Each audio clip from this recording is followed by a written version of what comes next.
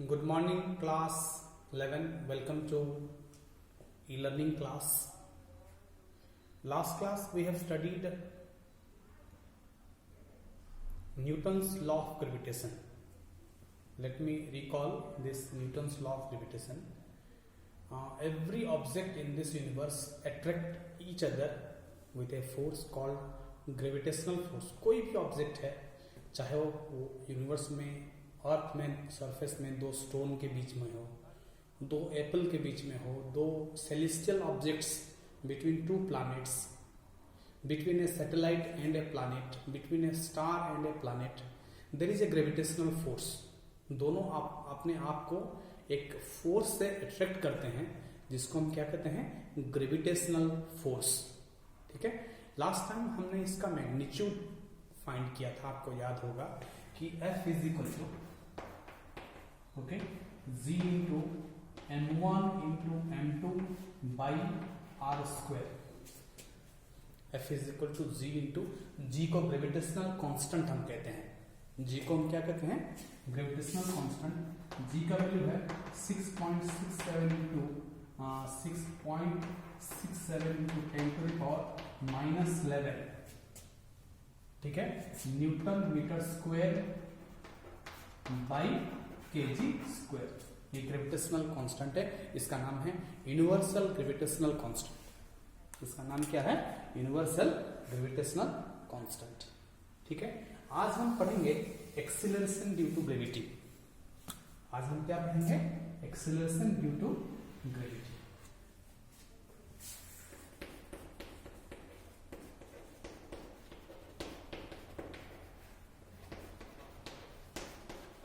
Due to gravity.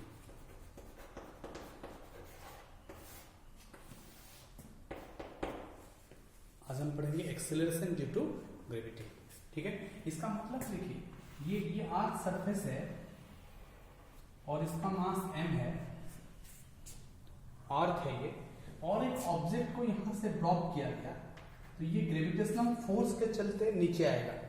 अर्थ इसको attract कर रहा है. इस ऑब्जेक्ट का मास मान लेते हैं स्मॉल m है. ठीक है. तो जैसे ये ऑब्जेक्ट को हम छोड़ देंगे तो ये नीचे आएगा, because earth is attracting this body with A gravitational force. ठीक है. तो ये जब नीचे आएगा because of A gravitational force, इसके ऊपर एक फोर्स लगा है, तो इसको एक एक्सेलरेशन मिलेगा.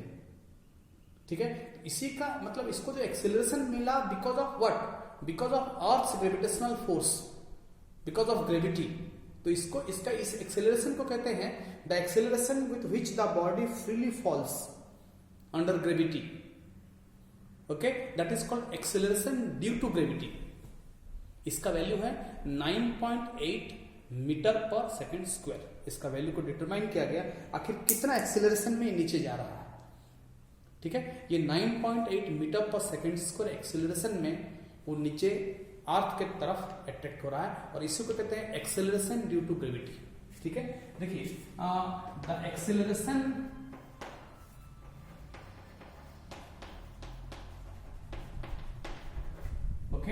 of a body, the acceleration of a body during free fall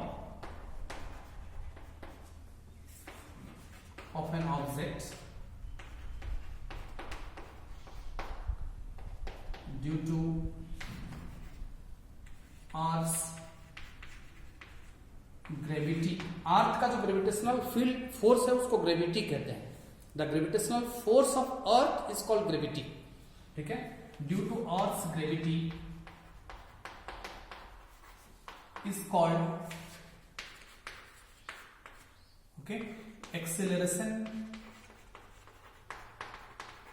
is called acceleration due to gravity.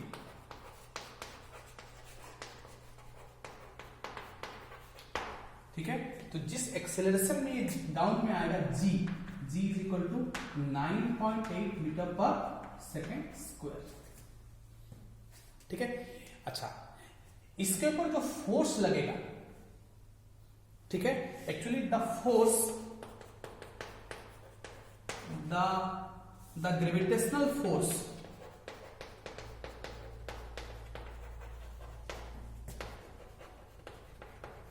The gravitational force on the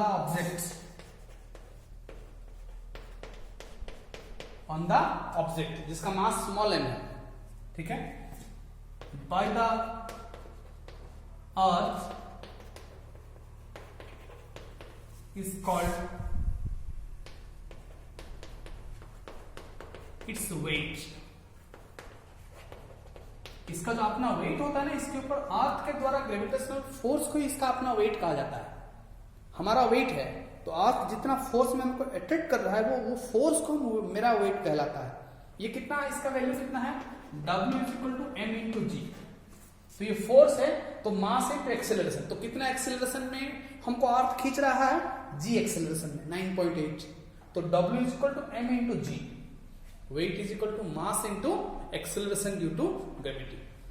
और ये m इंटू जी किसके बराबर है, दोनों के बीच में जो ग्रेविटेशनल फोर्स है, दोनों के बीच में क्या है, ग्रेविटेशनल फोर्स है। इसमें मान लेते हैं कि ये h हाइट में है और ये अर्थ का रेडियस अगर r e है, अर्थ का रेडियस कितना है, ये अर्थ है ये, और ये एक छोटा सा ऑब्जेक्ट है जहां से इसको छोड़ दिया गया, ये इस सरफेस से h हाइट में है और अर्थ का रेडियस r है, तो टोटल डिस्टेंस कितना हो गया, h प्लस आर ई और R E plus H, R E plus H.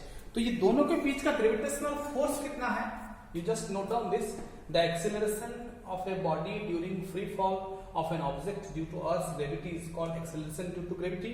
It is denoted by g, इसका वैल्यू है 9.8 metre per second square. Okay, तो वेट क्या है, the gravitational force on this object, इसके ऊपर जो ग्रेविटेशनल फोर्स अर्थ ये करता है, अर्थ जितना फोर्स में इस ऑब्जेक्ट को खींचता है अपने तरफ, उसी को उसका वेट कहलाता है, उस ऑब्जेक्ट का वेट वही होता है। ठीक है, जैसे हम मून में जाएंगे तो 6 गुना कम है हमारा वेट हो जाएगा, क्योंकि वहां पे मून में हमको जो the gravitational force exerted by the moon on us is 6 times less than that of earth। ठीक है, मेरा यहाँ वजन अगर 60 kg वेट है तो मैं मून में जाऊंगा तो वो 6 गुना कम हो जाएगा, 10 kg वेट हो जाऊंगा मैं वहां, क्योंकि अर्थ मून का ग्रेविटेशनल फोर्स कम है तो वेट भी कम हो जाएगा मेरा। Okay, so this is this we can equate. Okay, so this F is equal to the gravitational force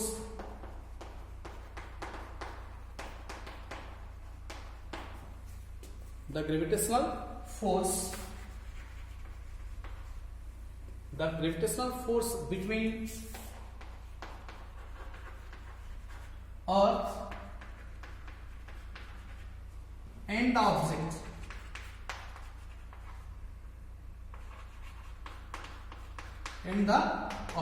ये हो जाएगा G capital M into small m divided by R E plus H whole square. ठीक है, so therefore देखिए, क्योंकि इसके ऊपर जो ग्रेविटेशनल फोर्स है वही उसका वेट है। ठीक है, तो हम इसको लिख सकते हैं कि m इंटू जी जो वेट है बराबर ग्रेविटेशनल फोर्स।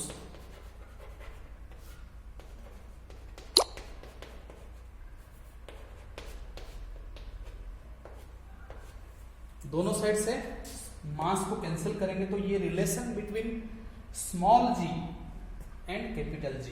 स्मॉल g मतलब acceleration due to gravity, capital G मतलब यूनिवर्सल ग्रेविटेशनल कांस्टेंट। ठीक है, ये ग्रेविटेशनल कांस्टेंट है और ये एक्सेलरेशन है, जिस एक्सेलरेशन में नीचे आता है, दोनों के बीच में ये रिलेशन है। ये रिलेशन स्टैंडर्ड 9 में भी आपने पढ़ा था। ठीक है, तो इसको हम ऐसे लिख सकते हैं कि so therefore we can write down G is equal to Gm by Re plus H whole square. क्योंकि अर्थ का रेडियस बहुत ज्यादा होता है, हाइट नॉर्मली ये 1 मीटर होगा, लेकिन अर्थ का रेडियस 6400 किलोमीटर है, बहुत ह्यूज है। तो ये radius of earth is very very very large compare to height. If it is so, if Re is very much greater than H, okay, then ठीक है, G is equal to, तब ये H को neglect कर सकते हैं तो ये Gm by Re स्क्वायर भी लिख सकते हैं, मतलब H को नेग्लेक्ट कर सकते हैं, H को 0 मान सकते हैं क्योंकि ये बहुत बड़ा है।